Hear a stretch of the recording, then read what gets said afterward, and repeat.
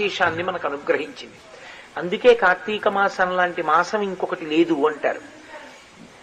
ఆ రోజు ఆడపిల్ల పిలుస్తుంది రమ్మనమని, పిలవాలి కూడా. తోడబుట్టిన వాళ్ళు పిలవాలి, అన్నదమ్ముల్ని రమ్మని పిలుస్తారు.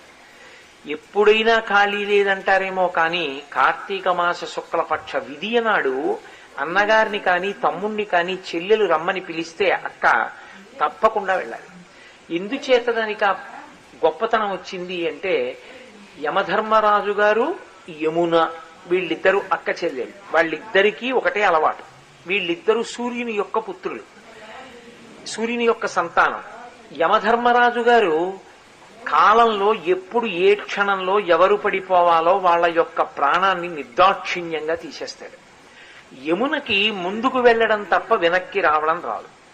ముందుకు వెళ్లి వెనక్కి రానిది కాలం. కాలంలో జీవులను వాళ్ళ